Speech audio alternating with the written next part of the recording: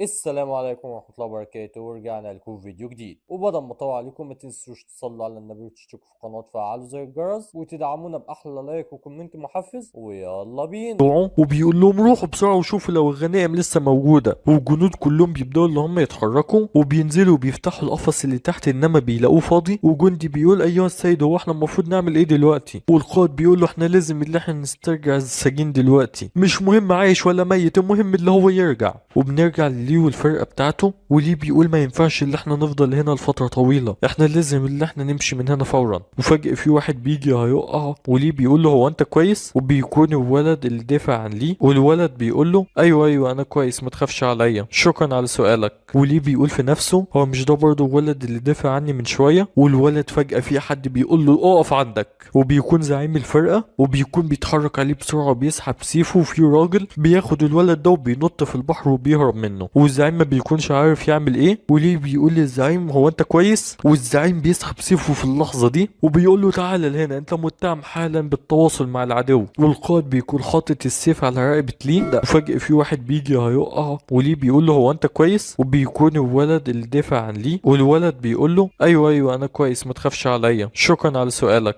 وليه بيقول في نفسه هو مش ده برضه الولد اللي دافع عني من شوية؟ والولد فجأة في حد بيقول له اقف عندك، وبيكون زعيم الفرقة، وبيكون بيتحرك عليه بسرعة وبيسحب سيفه، وفي راجل بياخد الولد ده وبينط في البحر وبيهرب منه، والزعيم ما بيكونش عارف يعمل ايه. وليه بيقول للزعيم هو انت كويس؟ والزعيم بيسحب سيفه في اللحظة دي وبيقول له تعالى لهنا، انت متهم حالا بالتواصل مع العدو. والقائد بيكون حاطط السيف على رقبة ليه، وليه بيقول له هو انت مين وبتقول لي بانهي اساس اللي انا متهم بالتواصل مع العدو واللي انا مشترك معاهم؟ هو انت عندك اي دليل على الكلام ده؟ انا القائد الاعلى في امبراطورية زيون، وانا شفتك وانت عندك شوية تواصل مع السارقين دول، وده كفاية جدا بالنسبة لي عشان اشتبه فيك. وليه بيقول له هو انت لو عايز تحكم عليا دلوقتي بالاعدام مش هتقلق علشان التقرير بتاعك؟ وليه بيقول في نفسه حسب قانون امبراطورية زيون لو تم تأكيد ان كان في حد متعاون مع العدو فبيتم قتله في لحظتها، ما ينفعش اللي استحمل التهمة دي، لازم اللي اتبرأ منها دلوقتي. والقائد بيقول له انا حاليا بشك فيك، انت مع العدو ولا لا؟ انت هتيجي حالا للاسم معانا علشان نتأكد منك. فليه بيقول لهم لا طبعا ما ينفعش اللي أنا اروح لهناك، انا لازم اللي أنا اروح حالا للشمال علشان اقدر اللي انا اخش الاكاديمية. الراجل قال لي انا لازم لو عايز التحق بيها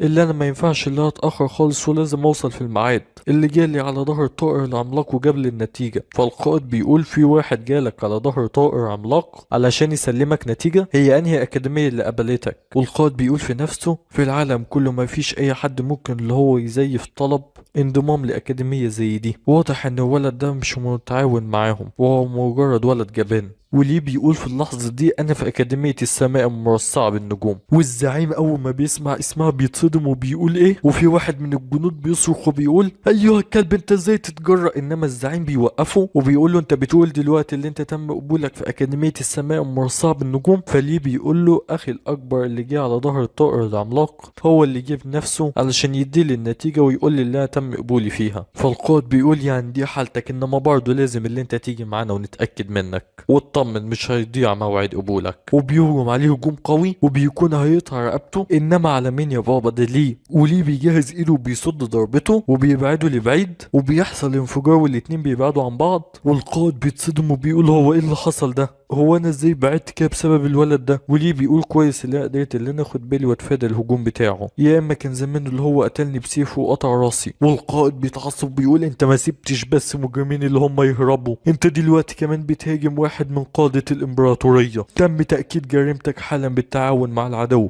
اقتلوه. وكل الجنود بينطلقوا عليه في اللحظة دي وبيبدأوا اللي هم يهاجموا عليه، وهو بيبدأ اللي هو يتفادى ضرباتهم، انما هو بيتفادى من قدام بيتلاقي الضربة جاية له من فوق، بيتفادى من فوق بيلاقيها جاية من ظهره، والهجوم بيكون جاي له من كل حتة. وفي اللحظة دي بيكون تحت السفينة بتكون في حاجة ضخمة جدا موجودة، وليه بيكون واقف بعد الضربة اللي أخدها وبيكون في واحد تاني جاي عليه. وليه بيقول الناس دي فعلا عاوزة اللي هي تقتلني، هو أنا عملت إيه علشان كل ده؟ وفي هجمة بتيجي من جنبه من واحد من الجنود وهو يا دوب بيتفاداها، وبيكون في هجمات تانية كتير جاية عليه. والقائد بيقول في أسطورة بتقول إن أكاديمية السماء المرصعة بالنجوم تم إنشائها من 10,000 سنة، والرئيس الأول اتقتل على ايد التنانين. وعلى مدار السنين الأكاديمية دي خرجت ناس موهوبة جدا اسمهم لف العالم كله، وكل سنة بيكون في عدد كبير جدا من الأمراء والعائلات النبيلة بيكونوا عاوزين اللي هم يبعتوا أولادهم لأكاديمية السماء المرصعة بالنجوم، إنما دايما بيفشلوا. إنما الولد ده عمل إيه علشان يتم قبوله في الأكاديمية دي؟ وليه في اللحظة دي بياخد ضربة من ظهره؟ الولد ده ما بيكدبش، هو فعلا التحق بأكاديمية السماء المرصعة بالنجوم، إنما أكيد في حد بيساعده من ورا الستارة. إنما الحاجة الأكيدة اللي هو دلوقتي مش في صفي أنا، هو حاليا عدو ليا وبيهجم عليه في اللحظة دي بهجمة قوية جدا. وليه بيكون مصدوم من قوتها؟ وليه لما بيجي اللي هو يضربه بيلاقيه اللي هو اختفى من قدامه وظهر تاني من فوقيه، وبينزل عليه بهجمة قوتها كبيرة جدا؟ وليه بيحاول اللي هو يصدها بإيده بكل قوته، إنما بيكون في اللحظة دي تاني من ظهره؟ وليه بيحاول اللي هو يصدها إنما بيطير من قوتها؟ والزعيم بيقول انت قدرت اللي انت توقف سيفي، انت اكيد مش شخص عادي. والزعيم في اللحظة دي بيعمل منه نسخ كتير وكلها بتهجم على ليه في نفس اللحظة. مش هتقدر اللي انت توقف ده ابدا. وليه بيبدأ اللي هو ينزف من كل حتة وبيطير من على السفينة وبيقع في البحر. والزعيم بيقول لجنوده روحوا دلوقتي واجروا ورا السارقين، انتوا لازم اللي انتوا تلاقوا المسجون اللي كان فيها عايش او ميت. وكل الجنود بيبدأوا اللي هم يتحركوا، انما الزعيم فجأة بيلاقي ان السفينة بتتهز وبيقول ايه ده، هو فيه هجوم سرقة تاني؟ انما في اللحظة دي بيبص وراه وبيلاقي الكارثة وصلت، بيلاقي التنين ظهر. لا، تنين جيلون. التنين ده من قدراته انه يقدر اللي هو يتحكم بالمطر والفيضانات. لا، ومين اللي فوقيه؟ الولد ده لسه ما ماتش. وبيكون ليه قاعد على راس التنين. التنين ده المفروض اللي هو يكون شرس وغدار في طبيعته، انما دلوقتي هو انقذ الولد ده. يعني في تنين انقذه وكمان تم قبوله في اكاديمية السماء المرصعة بالنجوم، وقدر اللي هو يوقف سيفي، وكمان بعد ما اصابته بشدة هو لسه عايش. انا لو ما قدرتش اتخلص من الولد ده النهارده استحالة ان انا ارتاح ابدا. وبينادي على فرقته كلها وبيقول فرقة التحقيقات الامبراطورية اقتلوا التنين ده دلوقتي. وفي اللحظة دي كل الفرقة بتنقض على التنين في نفس اللحظة، وبيكون ليه على راسه وهو مغمض عينه بيقول الخائن هو اللي لف وقتل افراد عشيرة التنانين. وبيقعد يفتكر في الذكريات من الماضي وبيسمع صوت الضرب وبيفتح عينه وبيقول القائد كان فعلا عاوز اللي هو يقتلني. صحيح، هو انا مش وقعت في المية؟ هو انا فين دلوقتي؟ والتنين في اللحظة دي بيزقر بأعلى صوته عشان بيكون الفريق كله عمال بيضرب فيه، وليه بيقول في نفسه هو ايه اللي بيحصل هنا، وازاي التنين ده شايلني وانقذني. وفي اللحظة دي في واحد من الفريق بيهجم على ليه وبيقول له ايها الشيطان موت.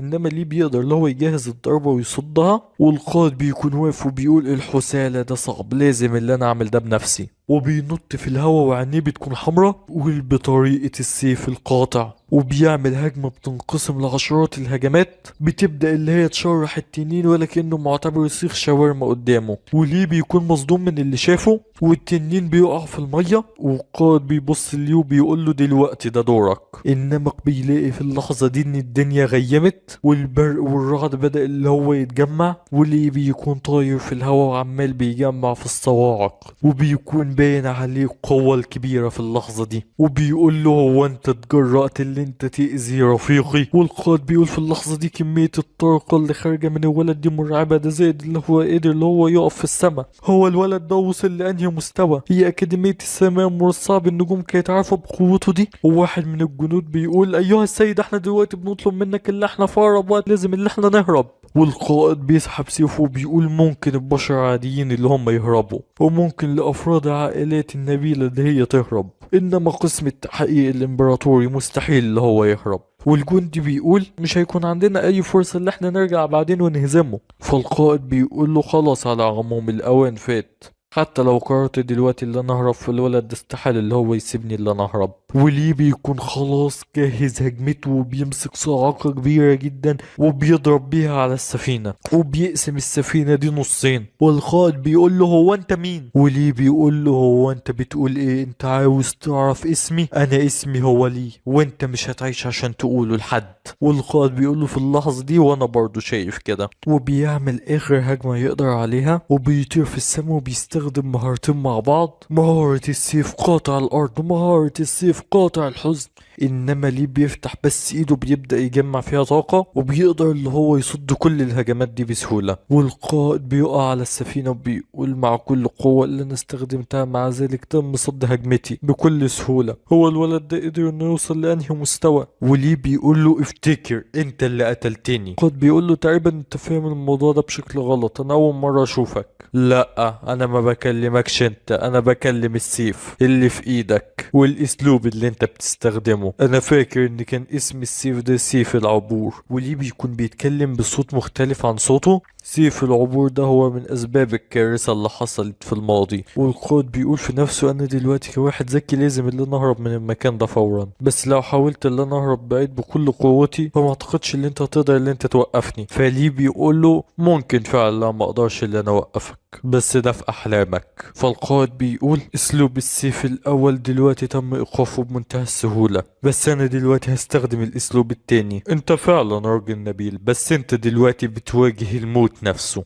انت فعلا عاجبني شوية. انا ممكن اللي انا افتكر اسم سيفك لو انت استخدمته كويس. والقائد بيقول في نفسه بقلبي سوف اقطع الاسباب، سوف اذهب للجحيم لاحضر الطاقة التي احتاجها، سوف انفصل عن جسمي للوصول للضوء. وبتبدأ طاقة كبيرة جدا اللي هي تنفجر من حواليه لدرجة ان البحر اللي هم فيه كله بيتجمد والسفينة بتبقى محاطة بالتلج من كل حتة. والقائد بيقول انا هنفذ القانون لحد اخر لحظة في حياتي، وبيهجم عليه باقوى هجمة عنده وبيقول الاسلوب التاني. وليه بيقول له انا قلت لك ان تقنية السيف دي قتلتني قبل كده. وليه بيحط صباعه قدام السيف انما التقنية دي مش هتشتغل معايا مرتين، ومشكلتك التانية اللي انت بتستخدم الاسلوب التاني واللي قتلني كان الاسلوب التالت.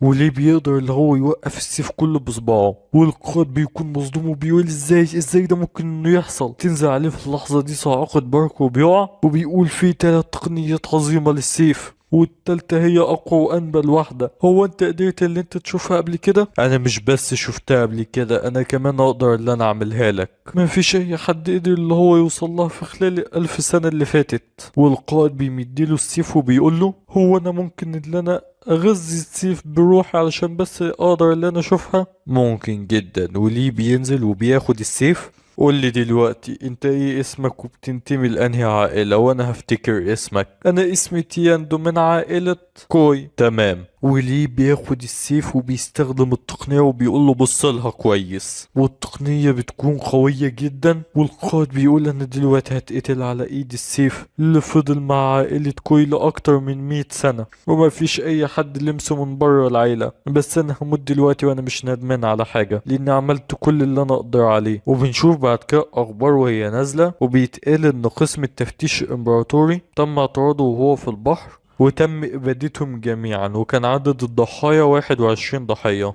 من قسم التفتيش الإمبراطوري بما فيهم رئيس القسم. وليه بيقول الخبر ده ما هزش الإمبراطور بس، ده هز المملكة كلها لأنه كان القائد من أقوى الناس الموجودة. وليه بيكون أخيرا ماشي على الأرض وبيكون باين عليه التعب جدا وبيقع وبيغمى عليه. وليه أول ما بيبدأ اللي هو يفتح عينه بيكون على عربية وصاحبه اللي دافع عنه في السفينة بيقول له هو أنت أخيرا صحيت، وبيكون هو اللي سايق العربية. وليه أول ما بيفتح عينه بيندفع بسرعة وبيضرب صاحبه يا عم اهدى انا مش عدو انا صاحبك افتكرني. صحيح انت ساعدتني ساعة ما كنا على المركب، هو انا بعمل ايه هنا وانت برضو بتعمل ايه وايه اللي حصل في بقية التلاميذ اللي كانوا معانا؟ فالولد بيقول له ايه هو انت مش فاكر حاجة؟ وعشان هو مطول معانا واحنا ما نعرفلوش اسم هنسميه الطيب. والطيب بيبدأ اللي هو يحكي له وليه بيتصدم وبيقول له هو انت بتقول اللي انا اللي قتلتهم كلهم؟ ايوه السما غيمت والبرق والرعد كانوا قويين جدا، ده زائد ان البحر اللي حوالينا اتجمد كله. دي اول مرة في حياتي اقدر ان انا اشوف حاجة زي كده. طب والقائد اللي كان من عائلة كوي ايه اللي حصل له؟ هو انت مش فاكر انت اللي قتلته؟ فليه في اللحظة دي بيكون عايز ينط من العربية انما صاحبه بيمسكه اهدى وانت بتعمل ايه دلوقتي؟ وبيكون ماسكه من الشيل اللي حوالين رقبته وبيخنقه انا لازم ان انا ارجع دلوقتي، انا في كارثة كبيرة جدا، اللي حصل ده هيضر ابويا وامي وسنسي، انا لازم ان انا ارجع حالا لبيتي. اهدى، انت وضعك الحالي انت ما عندكش اي مكان في امبراطورية الرياح تقدر اللي انت تروح له، واملك الوحيد عشان تقدر تعيش دلوقتي انت وعيلتك اللي انت تقدر اللي انت توصل لاكاديمية السماء المرصعة بالنجوم وتخشها وتستخدمها كملجأ ليك. وليه بيسكت وبيبدأ اللي هو يفكر. تمام، هي دي الطريقة الوحيدة عشان اقدر اللي انا انقذ نفسي وعيلتي، واكيد الاكاديمية هتوفر حماية لعيلتي. وفي مكان تاني بيكون فيه عجوز عمال بيلعب وفي حد بيقول له عائلة كوي اتعرضت دلوقتي لخسارة كبيرة جدا، ما ينفعش اللي احنا نقعد دلوقتي ونلعب شطرنج. ففي عجوز بيتعصب جدا وبيكسر لوحة الشطرنج، احنا لازم اللي احنا نقدر اللي احنا نوصل للولد ده ونقتله. وبيكون متعصب جدا، وبنروح بعد كده لقصر عائلة لو، والملك بيقول معنا ان في حد قدر اللي هو يتغلب على واحد ماسك سيف عائلة. ودي للاسف كانت نهايه الفيديو بتاعنا، فما تنسوش تشتركوا في القناه عشان يوصلكم الفيديو جديد اول ما ينزل، اللي هو هيكون بكره ان شاء الله طبعا، وتدعمونا باحلى لايك وكومنت محفز عشان تساعدونا في اللي احنا نكمل تنزيل. وصلوا على النبي، وكان معاكم ميدو احمد، سلام.